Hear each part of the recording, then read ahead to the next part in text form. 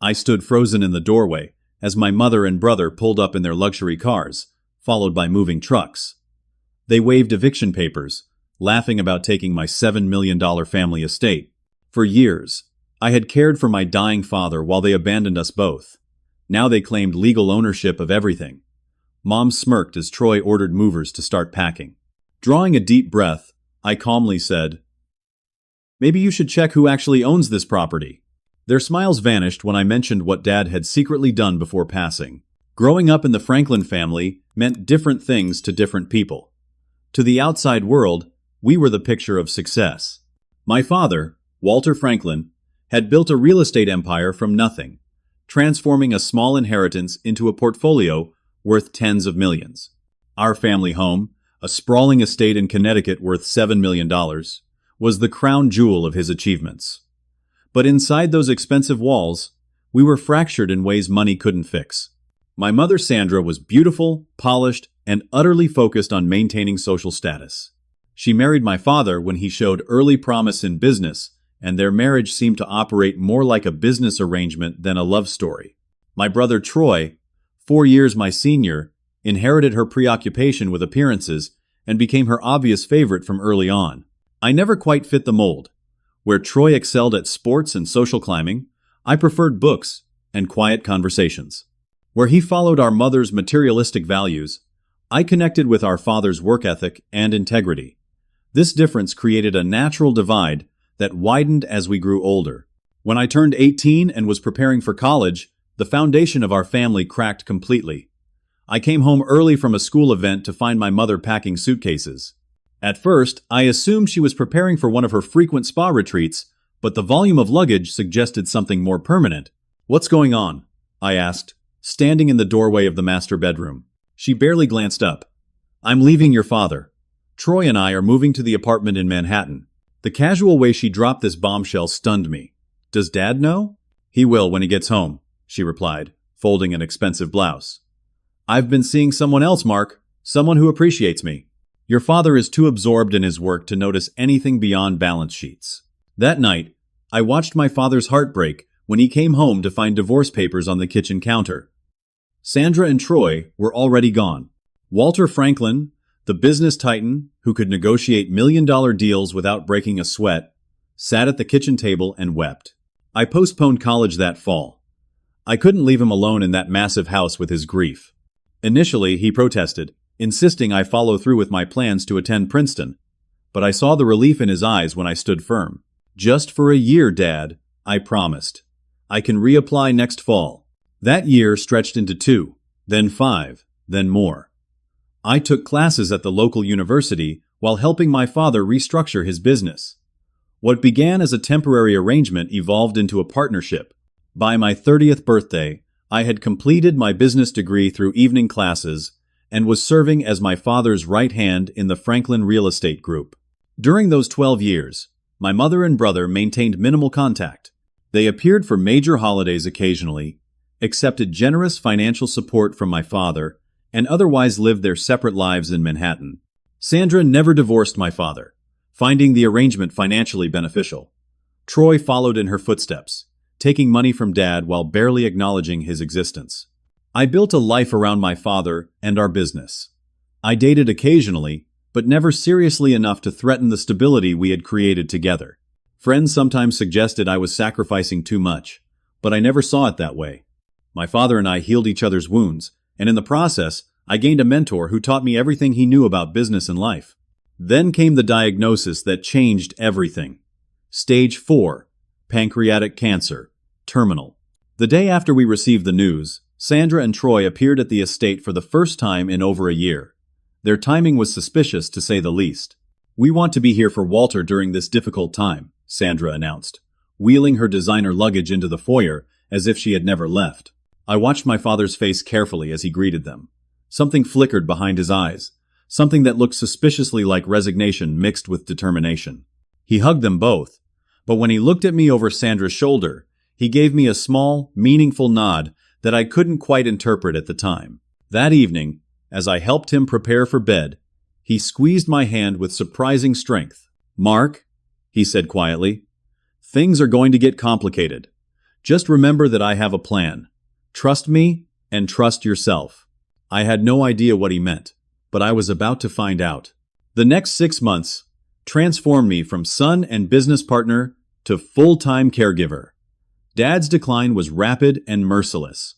I managed his medications, drove him to doctor appointments, and spent nights in the chair beside his bed when the pain kept him from sleeping. Sandra and Troy established a puzzling new routine.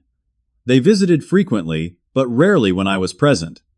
They would arrive after I left for a business meeting or insist on taking Dad to appointments alone. At first, I welcomed the help, grateful for any reprieve from the exhausting schedule of running the business and caring for Dad. But something felt wrong. Dad became increasingly withdrawn when they were around. The easy conversation and occasional laughter we shared when alone disappeared completely in their presence. One afternoon, I returned early from a meeting to hear voices coming from Dad's study. The door was slightly ajar, and I could see Sandra and Troy standing near the desk while Dad rested in his wheelchair. "The market is hot right now," Troy was saying. "Once everything is settled, we should list the property immediately. The development potential alone makes it worth millions more than the appraised value." "Let's not get ahead of ourselves," Sandra replied, placing a manicured hand on my father's shoulder. "Walter needs our support now. There will be plenty of time for business decisions later." The look on my father's face told me everything. He knew exactly what they were doing, and he was allowing it for reasons I couldn't understand. That night, after helping Dad into bed, I confronted him gently. "They're vultures, Dad. They're just waiting for you to die so they can sell everything you've built." He wasn't surprised by my assessment. "I know exactly who they are, Mark. I've always known." "Then why are you letting them back into your life?" "Into our lives?" He took a labored breath. "Sometimes you have to let people reveal themselves completely. It's the only way for everyone to see the truth, including themselves." His cryptic response frustrated me, but his failing health prevented me from pressing further. The mysterious appointments continued. At least once a week, Dad would ask me to drive him somewhere, but insist on going in alone. A bank downtown, an office building in Hartford, a small law firm in our town. Each time, he would emerge after an hour or so, looking drained but satisfied.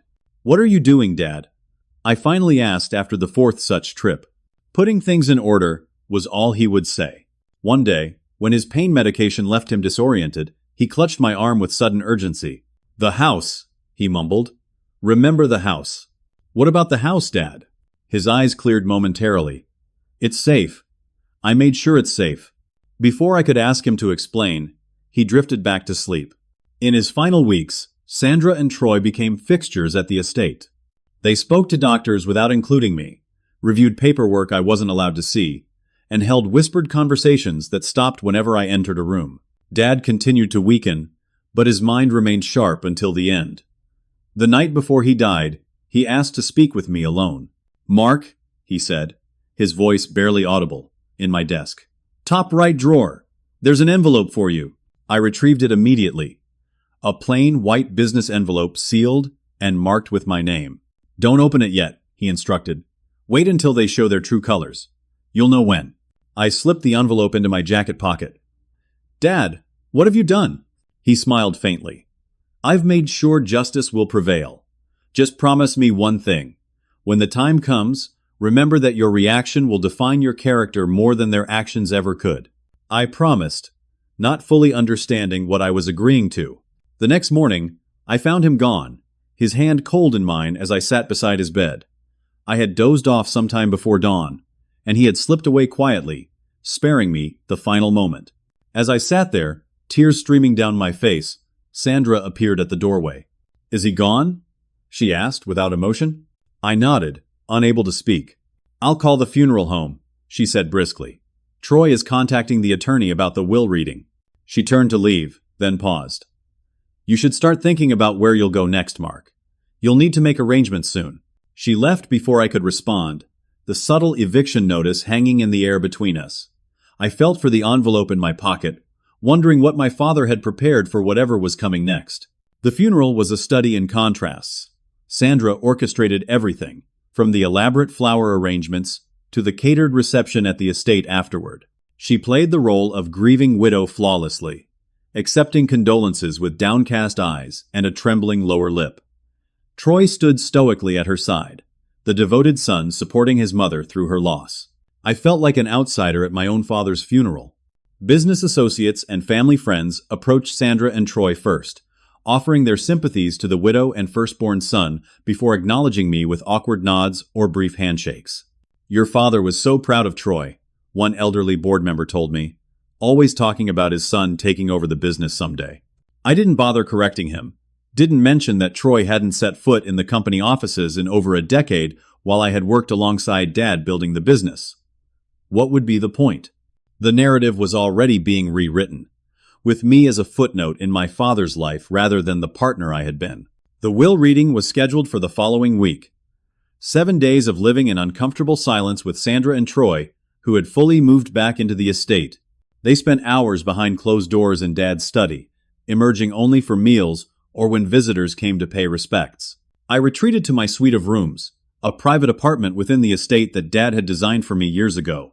I found myself sleeping with the envelope from my father under my pillow, though I honored his request not to open it.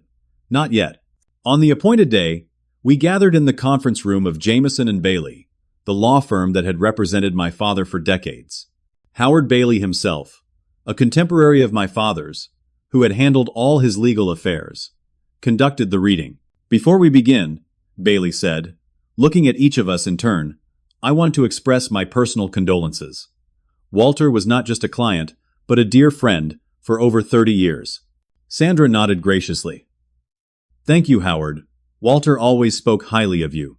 Bailey opened a thick folder and adjusted his reading glasses. "Walter's estate is substantial and somewhat complex. I'll summarize the main provisions before providing you each with copies of the relevant documents." What followed was exactly what Sandra and Troy had clearly been expecting. The bulk of the business holdings, including controlling interest in Franklin Real Estate Group, went to Troy. Sandra received the majority of the liquid assets, including investment accounts and life insurance proceeds. Both received various properties from the extensive real estate holdings. I was left a modest trust fund and minority shares in the business. Enough to live comfortably, but not nearly what my years of dedication might have warranted.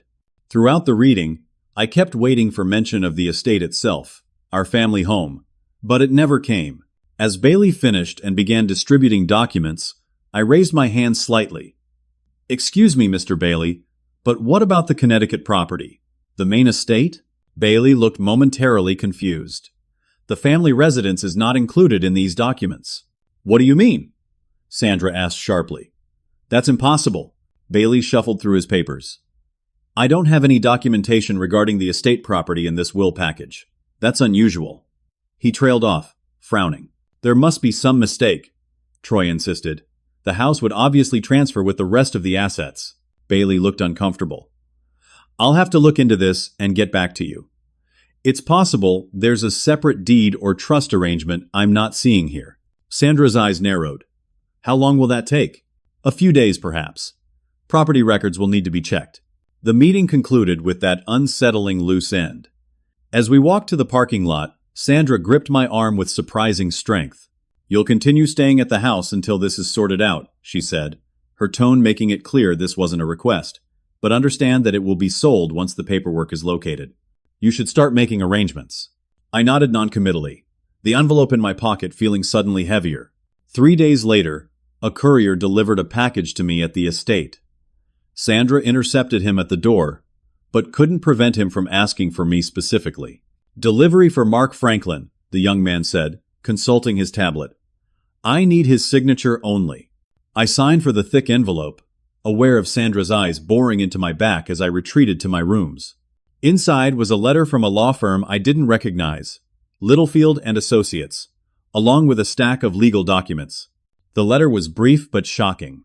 "Dear Mr. Franklin, as instructed by your late father, Walter Franklin, we are providing these documents regarding the Connecticut estate property. As you will see, the property was removed from Mr. Franklin's personal holdings 3 years ago via the enclosed transaction. We were directed to send these documents to you 3 days after the official will reading. Please contact our office at your convenience to discuss next steps. Sincerely, James Littlefield, Esquire." I spread the documents across my desk, trying to make sense of the legal terminology. The property had been transferred, that much was clear, but to whom and why remained obscure amid the legal jargon. What was my father trying to accomplish? And why the secrecy? I was still puzzling over the papers when Troy burst into my room without knocking. "We need to talk," he announced, his face flushed with anger. "Mother and I have made a decision about the house." I carefully gathered the documents and placed them in a drawer. "What decision would that be?" "We're listing it next week. The real estate market is hot right now, and we need to move quickly." "That might be complicated," I said carefully. Troy laughed dismissively. "Not really. The lawyers are sorting out the paperwork issue. Just a technicality," they said. "Which lawyers told you that?" "The ones that matter." His tone turned threatening. "Look, Mark, this doesn't have to be difficult. We'll give you 30 days to find a new place, which is generous considering you've been living here rent-free for years." I said nothing, which seemed to irritate him further. "Always the quiet one, aren't you? Dad's shadow, never having the spine to build your own life." "Well, time to grow up. The house is being sold." After he left, I sat on the edge of my bed and pulled out my father's sealed envelope. "Not yet," he had said. "Wait until they show their true colors." I returned it to my pocket. Somehow, I knew the time was coming soon. Life at the estate settled into an uneasy routine over the next week. Sandra and Troy came and went mysteriously, often returning with people in business attire who would tour portions of the property before leaving. Prospective buyers, I assumed, though no one bothered to inform me officially. I continued managing the day-to-day operations of Franklin Real Estate Group remotely, though Troy had begun making appearances at the main office. Staff members called me in confusion, reporting conflicting directives and questionable decisions. I advised patience, unsure myself what the future held for the company my father and I had built together. 10 days after the will reading, I returned from a rare dinner out with friends to find several expensive vehicles in the circular driveway. A large moving truck was backed up to the front entrance, its rear doors open and ramp extended. Inside, I found chaos. Workers in uniform were wrapping furniture in protective blankets and carrying boxes out to the truck. Sandra stood in the center of the grand foyer, clipboard in hand, directing the operation like a field general. "What is going on?" I demanded, watching in disbelief as strangers dismantled my home. "Oh, Mark," Sandra said with exaggerated surprise. "I thought you were staying at your friend's place tonight." "I never said that. Why are there movers in our house?" Troy descended the main staircase, grinning broadly. "Not our house, little brother. Our house." He gestured between himself and Sandra. "We've resolved the paperwork issues." Sandra handed me a document. "This is for you. Legal notice to vacate the premises within 72 hours. I scanned the paper. A formal eviction notice listing Sandra and Troy as the property owners.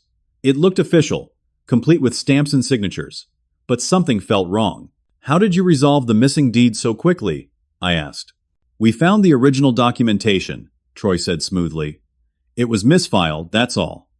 The property transfers to Mother as Dad's widow. Standard inheritance law." A man in an expensive suit approached, offering his hand. "Mark, I'm Jeffrey Stevens, your mother and brother's attorney. I understand this is difficult, but the documentation is quite clear. The estate belongs to them, as your father's primary heirs." "I'd like to see this documentation," I said. Stevens exchanged glances with Sandra. "I'm afraid that's not necessary. The eviction notice is legal and binding." "We're being generous with the 72 hours, Sandra added. "We could have insisted on immediate vacation of the premises." I looked around at the workers, efficiently packing up the home I'd lived in for my entire life. "These are my father's things, our family heirlooms, and they'll be properly distributed according to the will," Troy said dismissively. "Your personal items in your quarters won't be touched yet. You have 3 days to pack them yourself." The casual cruelty stunned me. These people shared my blood, but seemed to take pleasure in my distress. Sandra was actually smiling as she checked items off her clipboard, and Troy lounged against the banister with the satisfied expression of someone who had finally gotten exactly what he wanted. "Why are you doing this?" I asked quietly. "What's the rush?" "Business opportunities wait for no one," Troy replied. "We have interested buyers ready to move on the property." You already have buyers lined up? Before the will was even read? Sandra's expression hardened. That's enough questions, Mark. The decision has been made. You'll be out by the weekend. Troy stepped closer, lowering his voice. Did you really think Dad would leave anything significant to you? Playing nurse for a few years doesn't entitle you to a multi-million-dollar estate? He knew who had the real business acumen in the family. Something in his tone, the sheer callousness of dismissing the 12 years I had dedicated to both my father and our company, triggered a memory. My father's envelope. Excuse me, I said, keeping my voice steady. I need to get something from my room. I walked quickly to my suite, shut the door behind me, and leaned against it, heart pounding. This was the moment my father had prepared me for. They had shown their true colors, their absolute willingness to discard me without a second thought. With trembling fingers, I opened the envelope at last. Inside was a single sheet of paper with my father's distinctive handwriting.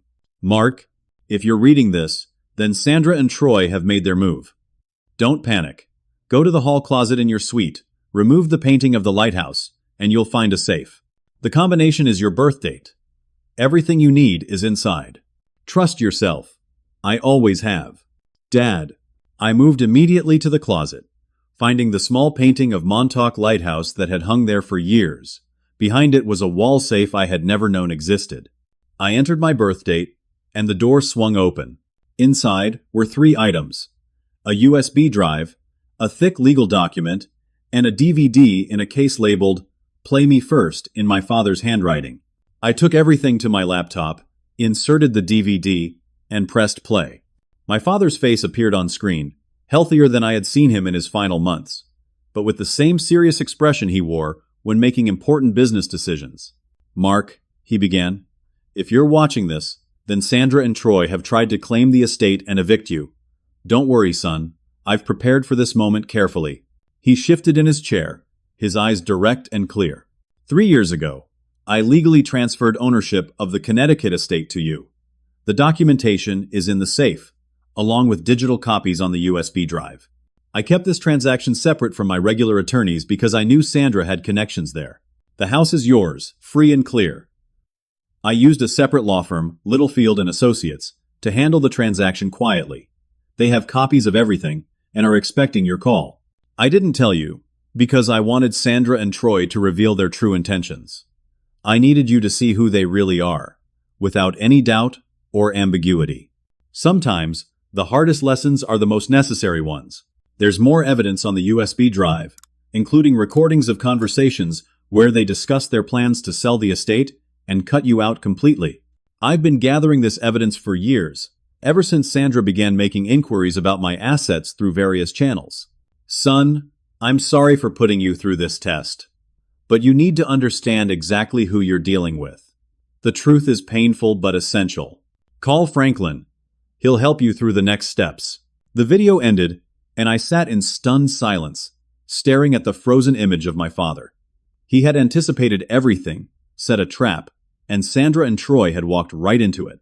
I picked up my phone and called the number for James Littlefield that was printed on the legal documents.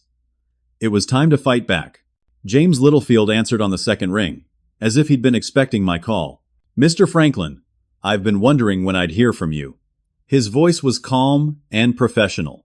My father transferred the estate to me? Legally? I was still processing the revelation. 3 years ago, yes. The transaction was completely legitimate and properly filed with the county. The deed is in your name alone. Then how are my mother and brother claiming ownership? There was a pause. I suspect they've created fraudulent documents. Your father was concerned they might attempt something like this, which is why he arranged for multiple safeguards. They have movers at the house right now.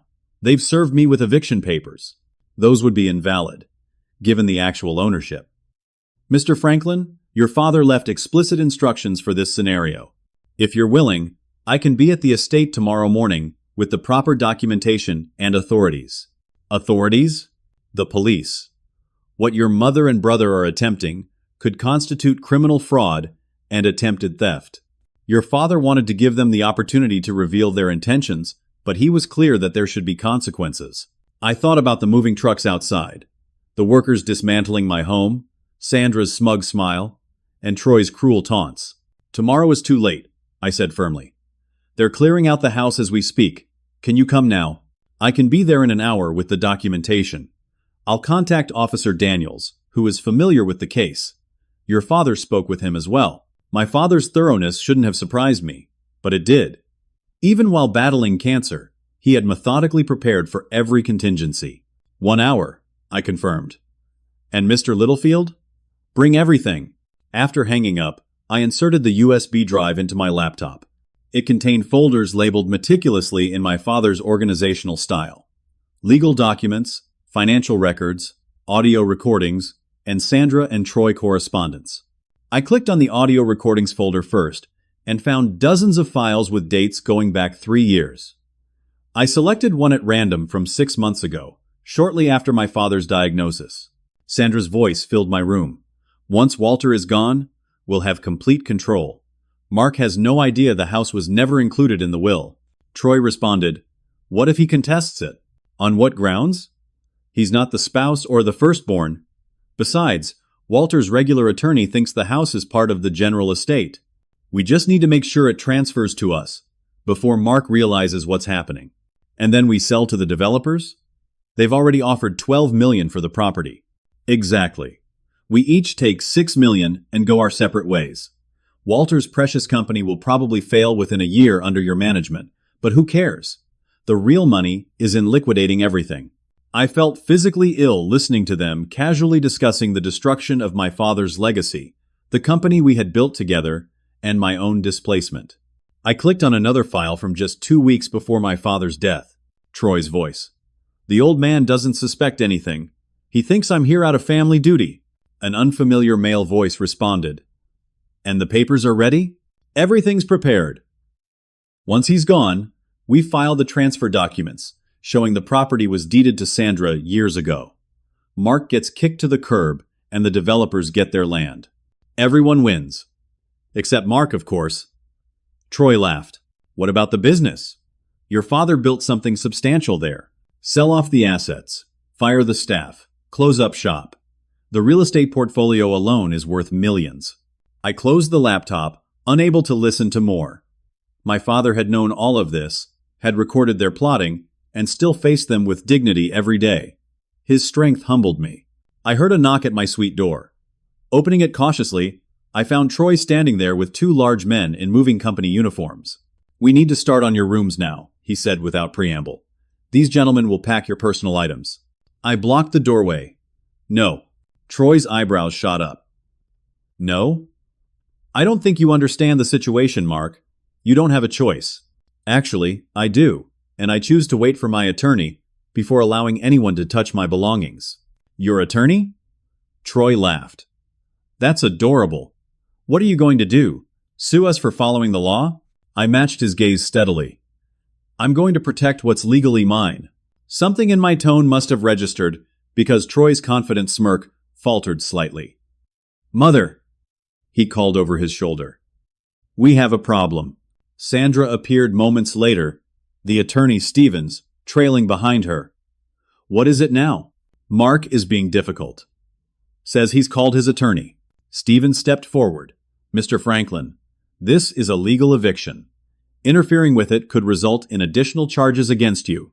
"What firm did you say you were with again, Mr. Stevens?" I asked. "Blackwell and Associates. I've been representing your mother and brother for some time now." I nodded thoughtfully. "Interesting. And you verified the property deed personally? Checked the county records?" Stevens exchanged glances with Sandra. "The documentation provided to me clearly shows ownership transferred to Mrs. Franklin upon her husband's death." "Documentation provided to you," I repeated, "but not official county records." Sandra cut in sharply. "Enough of this nonsense. You're simply delaying the inevitable, Mark. The movers will continue their work." "I think we should all wait for my attorney to arrive," I suggested calmly. "He'll be here within the hour, along with a police officer. If everything is as legitimate as you claim, you have nothing to worry about." The mention of police caused a visible reaction. Stevens pulled Sandra and Troy aside for a hurried consultation. I couldn't hear their words, but the concerned expressions told me everything I needed to know. When they returned, Stephen's professional demeanor had acquired a nervous edge. Perhaps a brief delay would be appropriate to clear up any confusion. Sandra looked furious but nodded tersely. Troy stalked away without a word. I returned to my rooms and closed the door, leaning against it with a mixture of relief and anticipation. For the first time since my father's death, I felt like I was standing on solid ground. He had given me the weapons to fight back, and now it was up to me to use them. I spent the next 45 minutes reviewing more files from the USB drive. The correspondence folder contained emails between Sandra and various real estate developers dating back almost 2 years, discussing the potential sale of the estate property for a luxury condominium development. There were also communications between Troy and the board members of Franklin Real Estate Group, laying groundwork for his eventual takeover and the company's dismantling. My father had collected everything, monitored everything, prepared for everything, and now I understood why he had insisted I see the betrayal firsthand before revealing his countermeasures. He wanted me to know beyond any doubt who Sandra and Troy truly were. The doorbell rang at precisely 7:30, exactly 1 hour after my call to Littlefield. I heard voices in the foyer and stepped out of my suite to find an elderly but distinguished-looking man in a crisp suit standing beside a uniformed police officer. Sandra, Troy, and Stevens hovered nearby, their expressions varying degrees of concern. "Mark Franklin?" the older man asked, extending his hand. "James Littlefield. Your father spoke of you often, and with great pride." "Thank you for coming so quickly," I said, shaking his hand. "Officer Daniels," the policeman introduced himself. "I understand there may be some property dispute here?" Stevens stepped forward. "A simple misunderstanding. My clients have legal documentation showing their ownership of this property following Walter Franklin's death." Littlefield smiled thinly. "I believe we can clear this up immediately." He opened his briefcase and extracted a folder. "These are the certified property records from the county registrar's office, showing that Walter Franklin transferred sole ownership of this property to his son, Mark Franklin, 3 years ago. The transaction was properly recorded and filed." He handed the documents to Officer Daniels, who reviewed them carefully. "These appear to be in order," Daniels said. "The property is legally registered to Mark Franklin." Sandra snatched the papers from him. "This is impossible. Walter would never have done this without telling me." "And yet he did," Littlefield replied calmly. "Perhaps you should ask yourself why." Troy turned to Stevens. "You said our documentation was legitimate. You assured us the house was part of the estate." Stevens looked deeply uncomfortable. "The documents you provided appeared valid. If there was a previous transfer I wasn't aware of." "What documents are you referring to, Mr. Stevens?" Officer Daniels asked. Stevens hesitated, looking between Sandra and Troy. "Perhaps you'd like to see these as well," I said, producing copies of the emails and transfer papers from the USB drive. My father documented extensive evidence of fraud and conspiracy regarding this property. Officer Daniels accepted the papers, his expression growing more serious as he read. "Mr. Stevens, I strongly suggest you distance yourself from this situation immediately. These allegations are extremely serious." Stevens backed away from Sandra and Troy as if they had suddenly become radioactive. I had no knowledge of any fraudulent activities. I was merely representing my clients based on the information provided to me. "The movers need to leave now," I said quietly. "And I believe Officer Daniels may have some questions for my mother and brother." Sandra's face had drained of color. "This is ridiculous. Walter would never have done this to me. We were married for 35 years, 12 of which you spent living separately after your affair," I reminded her. "Dad knew exactly what you and Troy were planning. He recorded your conversations. He tracked your communications with developers. He knew everything." Troy lunged toward me, his face contorted with rage. "You little snake. You think you've won? This isn't over." Officer Daniels stepped between us. "Sir, I suggest you calm down immediately." Littlefield placed a restraining hand on my arm. "Mark, perhaps we should continue this conversation tomorrow after everyone has had a chance to process the situation. Officer Daniels has what he needs for now." I nodded, suddenly exhausted. "The movers need to leave, and anything they've already loaded needs to be returned." "I'll make sure of it," Daniels assured me. "And I'll need statements from everyone involved, starting tomorrow morning at the station." As the officer began organizing the departure of the moving crew, I turned to Sandra and Troy. I think it would be best if you both left as well. And go where? Sandra demanded. This has been my home for decades. You have an apartment in Manhattan, I reminded her. The one you moved to when you left Dad. I suggest you use it. Troy pointed a finger at me. This isn't finished, Mark. Not by a long shot. But his threat sounded hollow now, emptied of power by the evidence stacked against him. As they gathered their belongings under Officer Daniel's watchful eye, I stood in the foyer of my home, feeling my father's presence all around me. He had given me one final, painful gift, the truth. And with it, the strength to stand my ground against those who would take everything from me. The next morning dawned, with an eerie quiet settling over the estate. After the chaos and confrontation of the previous evening, the absence of Sandra and Troy felt like a physical relief, as if the air itself had cleared of a persistent toxin. I made coffee in the kitchen, moving through the familiar routine with a strange new awareness. This was my house now, not just the place I had lived with my father, but legally and undeniably mine. The knowledge brought both comfort and sadness, the finality of my father's passing hitting me anew. James Littlefield arrived promptly at 9, carrying a leather portfolio and the calm assurance of a man who had seen countless family disputes play out over decades of legal practice. "How are you holding up?" he asked as I showed him into my father's study, now mine by default. "Still processing," I admitted. "It's a lot to take in." Littlefield nodded sympathetically. "Your father anticipated that. He wanted me to give you time to adjust before discussing next steps, but circumstances forced our hand." Next steps? I settled behind the desk, an unfamiliar position that felt both wrong and right simultaneously. "Walter left extensive instructions beyond the property transfer," Littlefield explained, opening his portfolio. He knew Sandra and Troy would attempt exactly what they did, and he prepared accordingly. For the next hour, Littlefield walked me through my father's elaborate contingency plans. The house transfer was just the beginning. Dad had documented years of questionable activities by both Sandra and Troy, from financial improprieties to corporate espionage attempts against our own company. "Your father was reluctant to expose their behavior while he was alive," Littlefield explained. "He felt it would reflect poorly on the family name and potentially harm the business. But he was determined to protect you and his legacy after his passing." "So, what happens now?" "That depends largely on you. The evidence your father gathered could support criminal charges for fraud, conspiracy, and attempted theft. At minimum, it provides leverage for a civil case to invalidate the portions of the will that benefited them." I leaned back in my father's chair, feeling the weight of the decision. He wanted them punished? Littlefield considered this carefully. What he wanted was justice, and for you to be protected. The specific form that takes is now your choice. Before I could respond, my phone rang. The caller ID showed Franklin Real Estate Group's main number. "Mark Franklin speaking." "Mark, it's Patricia." My father's executive assistant of 15 years sounded distressed. "Troy is here, with a security team. They're clearing out your father's office and ordering staff transfers. He's claiming full control of the company effective immediately. Tell everyone to hold their positions," I said firmly. "I'm on my way with our attorney." I ended the call and looked at Littlefield. "Troy is making his move at the company. We need to go there now." Littlefield nodded briskly. "I anticipated this possibility. I have the relevant corporate documents with me."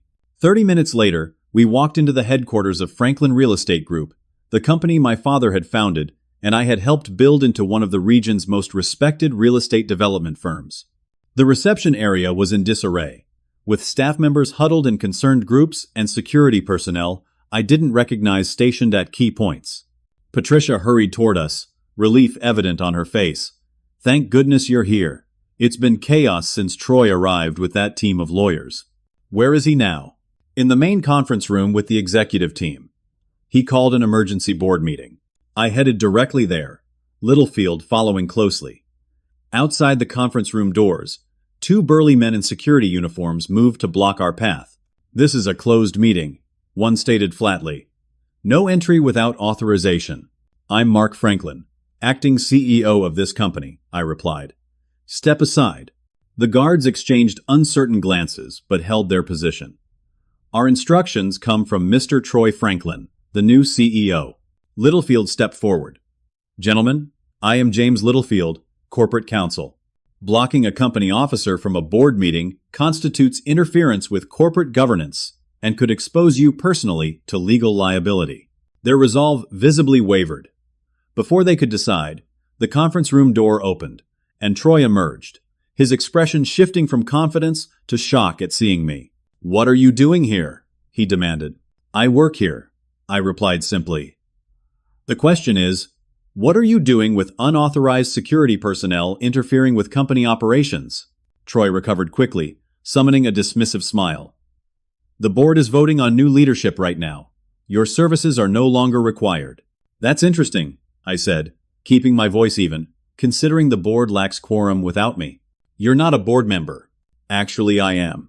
Dad appointed me 3 years ago, the same time he transferred the house to me." I turned to Littlefield. "Show him." Littlefield produced a document and handed it to Troy. Board resolution dated July 18th, 3 years ago, appointing Mark Franklin as a director of Franklin Real Estate Group, properly filed with the corporate registry. Troy scanned the paper, his face flushing. "This is another forgery." "Like the property transfer documents?" I asked mildly. "The ones the county registrar verified last night? The ones Officer Daniels is using as evidence in a fraud investigation against you and Mother?" The security guards were watching our exchange with growing discomfort. "Perhaps we should continue this discussion inside," I suggested, gesturing to the conference room. "I'm sure the board would be interested in hearing about last night's events." Troy blocked the doorway. "This is my company now. The will clearly gives me controlling interest." "The will is being contested," Littlefield interjected. "Given the evidence of fraud regarding the property, a court will likely freeze all asset transfers pending investigation." I could see the executive team watching through the glass walls of the conference room, their expressions a mixture of confusion and concern. These were people who had worked with my father and me for years, who knew that Troy had shown no interest in the company until now. "Let's end this standoff," I said quietly to Troy. "You can walk away now, or we can bring everything into the open. Your choice." "Are you threatening me?" "I'm offering you a chance to leave, with some dignity and tact. More than you offered me last night, when you tried to evict me from my own home." For a moment, I thought he might physically attack me, his hands clenching into fists at his sides. Then, abruptly, his posture changed, a calculating look replacing the anger. "Fine. We'll do this properly, through the courts. But don't think this is over." He gestured to the security guards. "Let's go." As Troy stalked away, I entered the conference room with Littlefield. 8 familiar faces turned toward me, ranging from confused to relieved.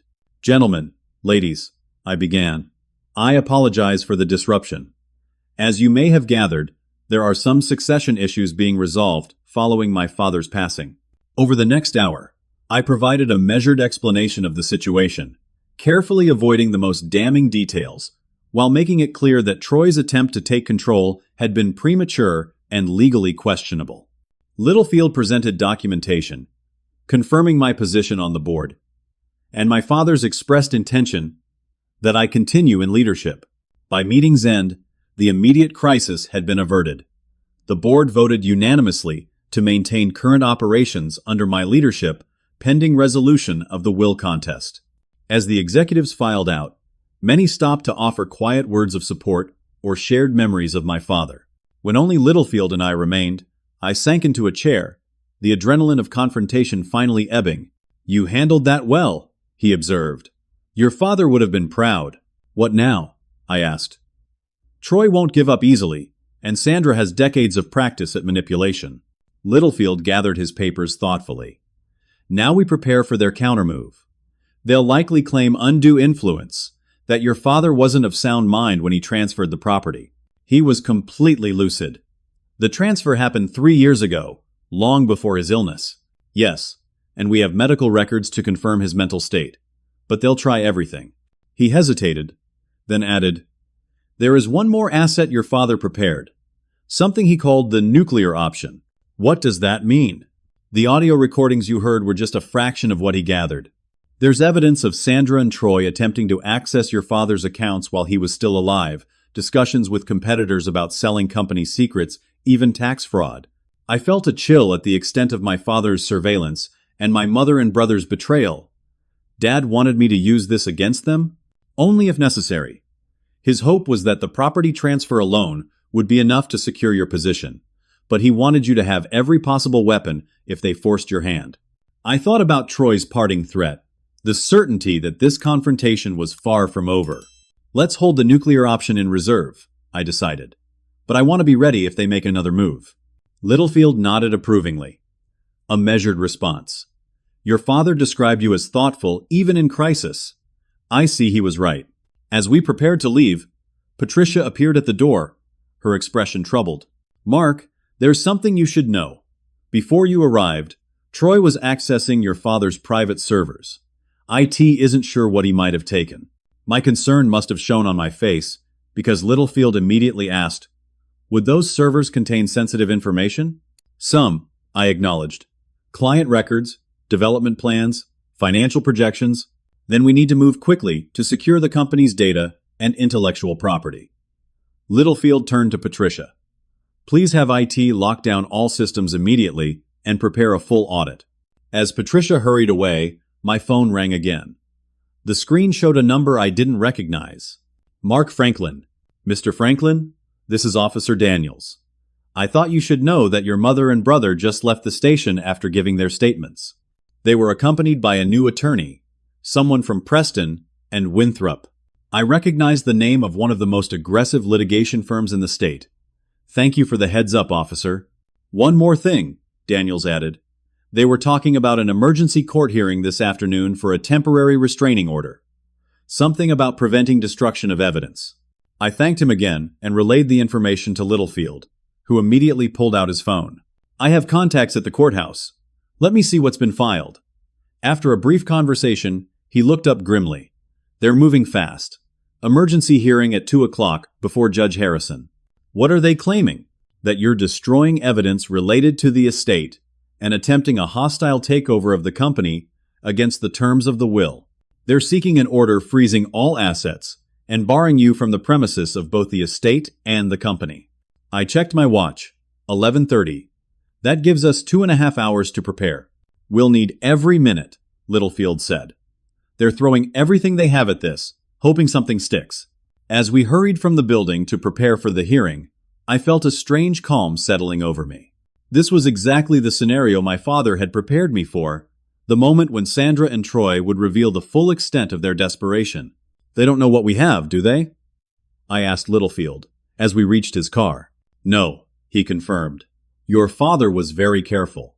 The evidence was always kept separate from his regular legal and business affairs. Then let them make their move, I said with newfound confidence. We'll be ready. The courthouse corridor was hushed, the ambient noise of legal proceedings creating a constant low murmur against which individual conversations stood out in brief clarity before fading back into the general sound. I sat beside Littlefield, on a wooden bench, outside courtroom C, reviewing last-minute notes and trying to appear calmer than I felt. At the far end of the hall, Sandra and Troy huddled with their new attorney, a sharp-featured woman in an impeccably tailored suit, whose reputation for ruthlessness preceded her. Eliza Winthrop was known for scorched earth litigation tactics that often overwhelmed opponents through sheer aggression. Don't let them rattle you, Littlefield advised quietly. Judge Harrison is fair-minded and evidence-focused. Theatrics won't sway him. I nodded, though my stomach knotted, as the courtroom doors opened and the bailiff called our case. We filed into the wood-paneled room, the opposing parties taking positions at separate tables before the judge's bench. Harrison himself, a silver-haired man with piercing eyes and a reputation for no-nonsense efficiency, was already seated and reviewing documents. This is an emergency hearing for case number 2024CV3871. Sandra Franklin and Troy Franklin versus Mark Franklin regarding temporary restraining orders and asset freezing, the bailiff announced. Judge Harrison looked up from his papers. I've reviewed the filings. This appears to be part of a larger estate dispute following the death of Walter Franklin. Is that correct? Both attorneys confirmed this assessment. Very well. Miss Winthrop, as the moving party, please present your case for emergency relief. Eliza Winthrop rose smoothly, her manner poised and confident. Your Honor, my clients are the widow and firstborn son of Walter Franklin, who passed away recently after a prolonged illness. Under his will, they are the primary beneficiaries of his substantial estate, including controlling interest in Franklin Real Estate Group and the family residence. She proceeded to paint a picture of me as an embittered second son, attempting to circumvent my father's clear wishes through fraudulent documents and corporate manipulation. Since Mr. Franklin's death, Mark Franklin has produced suspicious documents claiming ownership of the family residence, forcibly removed my clients from their home, and attempted to seize control of the family business against the explicit provisions of the will. Sandra dabbed at her eyes with a tissue as Winthrop continued. We have evidence that Mark Franklin is currently destroying or altering records at both the residence and the company offices. We seek immediate court intervention to preserve the estate assets and prevent further tampering pending full probate proceedings. Judge Harrison turned to our table. Mr. Littlefield? James Littlefield stood unhurriedly. Your Honor, the petitioners have presented a creative fiction that bears little resemblance to reality. The documents establishing Mark Franklin's ownership of the family residence were executed 3 years ago, properly filed with county records, and verified by law enforcement just yesterday. He produced certified copies of the property records and handed them to the clerk for the judge's review. Furthermore, Walter Franklin appointed Mark to the company's board of directors at the same time, ensuring his continued involvement in the business they built together over the past decade while Troy Franklin was completely absent from the company. Littlefield's methodical dismantling of Winthrop's claims continued as he presented employment records showing my 12-year history with Franklin Real Estate Group and Troy's complete absence, board minutes documenting my appointment, and statements from company executives confirming my role. As for the allegations of evidence tampering, they are completely unfounded. In fact, Your Honor, it was the petitioners who attempted to fraudulently claim ownership of property legally transferred years ago, as documented in these police reports. He submitted Officer Daniels' preliminary findings, which detailed the previous night's confrontation and the discovery of apparently falsified property transfer documents in Sandra and Troy's possession. Your Honor, Winthrop interjected, these property transfers, if they occurred at all, were executed when Walter Franklin was already ill and potentially under undue influence from the respondent, who was his primary caregiver. Littlefield was prepared for this angle. The transfers occurred 3 years ago, Your Honor. Walter Franklin wasn't diagnosed with cancer until 6 months ago. We have his medical records confirming his excellent health at the time of the property transfer, as well as video testimony from Mr. Franklin himself explaining his decisions. A murmur ran through the courtroom. Sandra and Troy exchanged alarmed glances. Video testimony? Judge Harrison asked, clearly interested. Yes, Your Honor. Walter Franklin recorded a video statement explaining his estate planning decisions, anticipating potential challenges. We're prepared to play it now, if the court wishes. Harrison nodded. Please proceed. A court officer wheeled in a monitor and connected Littlefield's laptop. The screen flickered to life, showing my father seated in his study, looking directly into the camera with the commanding presence that had defined his business career. I, Walter Franklin, being of sound mind and body, am recording this statement on July 18th, 3 years ago, to explain certain decisions regarding my estate planning, he began. Today, I have transferred full ownership of my primary residence, the estate at 47 Lakeview Drive, to my son Mark Franklin.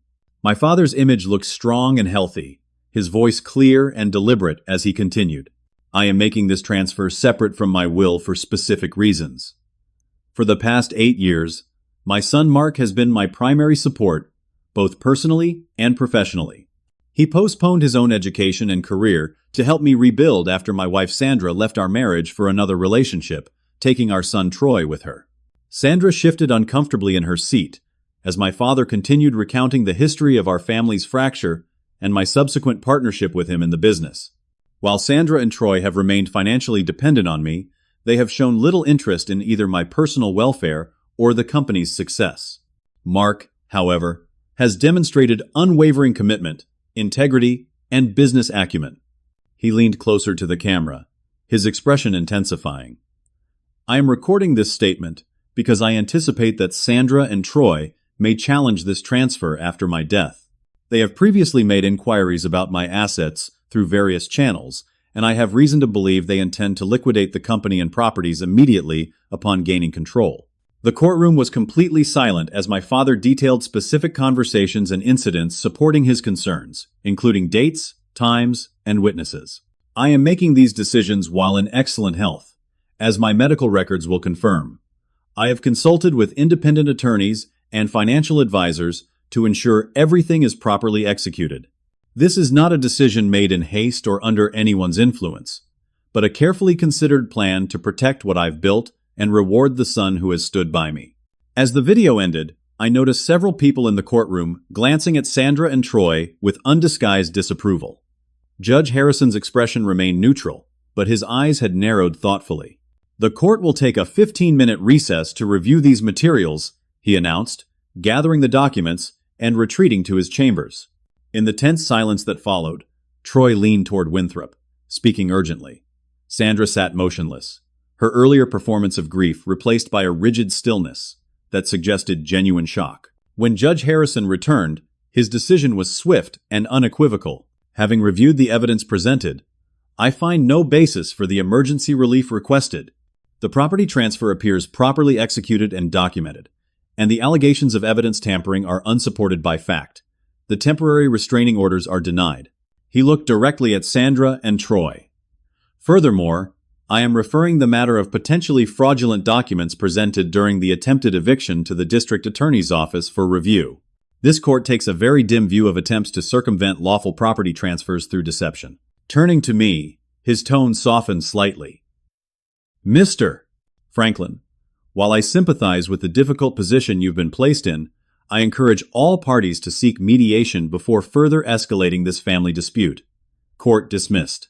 As people began filing out, Troy rose abruptly and approached our table, his face flushed with anger. "This isn't over, Mark. Not by a long shot." Littlefield stepped between us. "Mr. Franklin, I strongly advise against making threats in a courthouse. Your position is precarious enough already." Sandra joined him, her composure restored but her eyes cold. "We're still contesting the will. You won't get away with manipulating your father during his illness." "The manipulation narrative might be more convincing," I replied quietly, "if you hadn't abandoned him for 12 years, only to reappear the moment he received a terminal diagnosis." Winthrop placed a restraining hand on Sandra's arm. "This conversation is over. We'll continue through proper legal channels." As they walked away, Littlefield gathered our materials. "A clear victory, but they'll regroup quickly. We should prepare for a prolonged battle." "Actually," I said, watching Sandra and Troy's retreating figures, "I have something else in mind." The following week passed in a whirlwind of legal consultations, business meetings, and practical adjustments to my new reality. The company stabilized after the brief upheaval caused by Troy's attempted takeover, with key executives expressing relief at the continuity of leadership. The estate felt emptier without my father, but increasingly like truly mine, as I began making small changes he had always encouraged, but I had been reluctant to implement during his lifetime. On Friday afternoon, I sat in my father's study, now redecorated to reflect both his influence and my own tastes, waiting for the arrival of Sandra and Troy. They had accepted my invitation with obvious suspicion, but curiosity as well, no doubt wondering what new evidence or legal maneuver I might present. When the doorbell rang, I took a deep breath and centered myself. This meeting wasn't about revenge or even justice, but resolution, a chance to end the cycle of betrayal and pain that had defined our family for too long. Patricia showed them into the study, her professional demeanor masking the distaste I knew she felt after witnessing their behavior at the company offices. "Thank you for coming," I said, gesturing to the chairs arranged before the desk. "Please, sit down." They remained standing, Sandra's arms crossed defensively, while Troy surveyed the room with barely concealed resentment. "Why did you invite us here, Mark? More gloating over your victory?" Sandra's voice was sharp. "Not a victory," I corrected gently. "A resolution, I hope. I've had Littlefield prepare some documents I'd like you to consider." I pushed a folder across the desk.